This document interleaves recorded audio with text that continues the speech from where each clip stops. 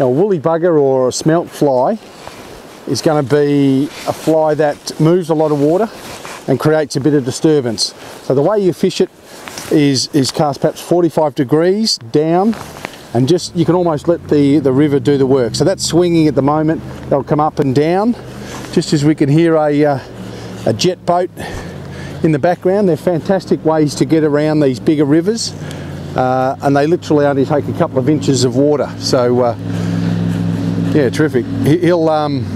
He'll park at a various little island and get out and fish it to areas that you can't normally get to. So a great way or mode of transport in the bigger rivers like this.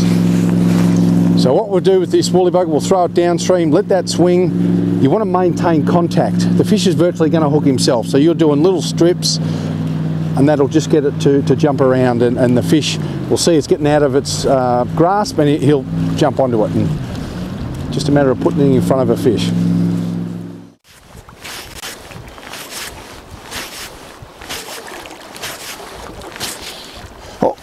Yeah, finally. I knew it'd work eventually. There's, I've had a couple of little taps we had earlier, and you can just feel that tap, and then it's good to lift the rod, and there's a fish on the end of it.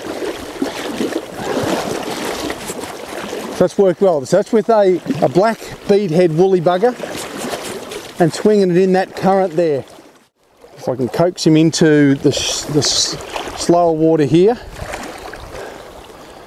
might be a lot easier to play. He hasn't come up yet.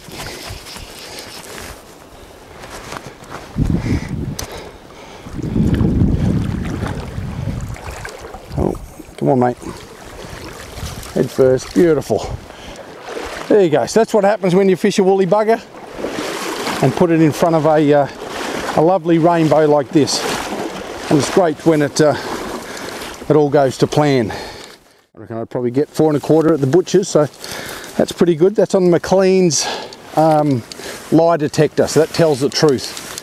Just in beautiful nick, and that's what you come to New Zealand for, a fish like that. And there's ones way over 10 pound in here, which this one will get to eventually, I think.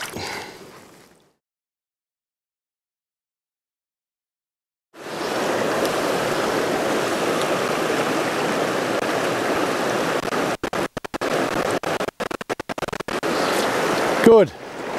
That's good when a plan comes together and that fish likes it. That's got a bit of power in that. There's a lot of rocks and everything over that side.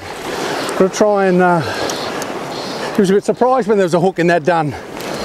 We could be in a little bit of strife there if he goes, and I can't turn him from that. So all we've got to do is hold that rod up high and try and avoid some of these rocks, and we're in a little bit of strife downstream.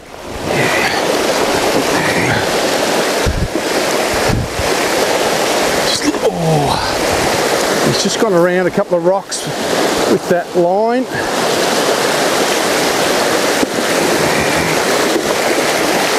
Slippery.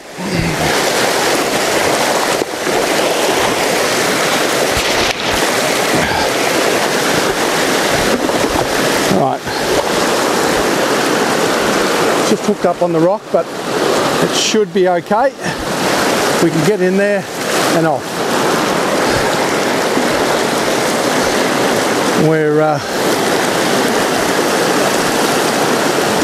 Are we still connected? Yep. And here we go.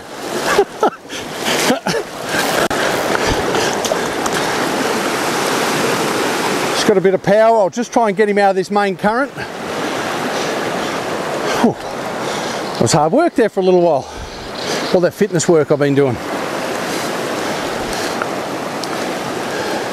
Good fish, good bit of go in it. We can keep him out of that current and we're all right. Nice big head on him too. He's good. So he's not as big as what we thought, but just fighting above his weight. Make sure he's in the net. And then we're all set. 4 1/4. No wonder a bit of grief. Once they get in that fast current, there's not much you can do. You've just got to go with him. I'll just bring him out and have a look at him. But he just looked like like a relatively little fish when he was sitting there from the back. As you can just see, that's a typical Mataura brown.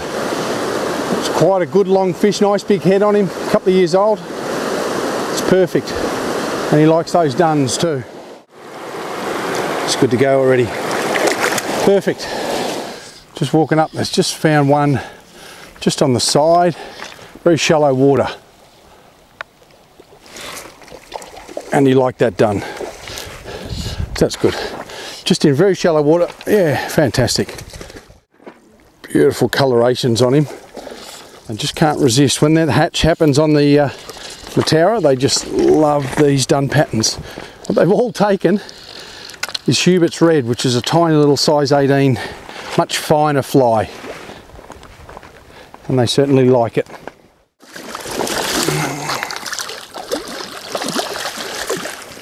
An unconventional netting system, but it worked. But it's beautiful to walk up the side of a stream and see a fish literally, you know, well, I might as well weigh him. 3.5 pounds. To see him with his back virtually out of the water, that's pretty exciting.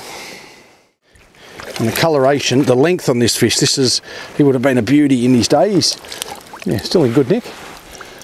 But beautiful fish. And very dark brown, you know, with that lovely gold colour underneath.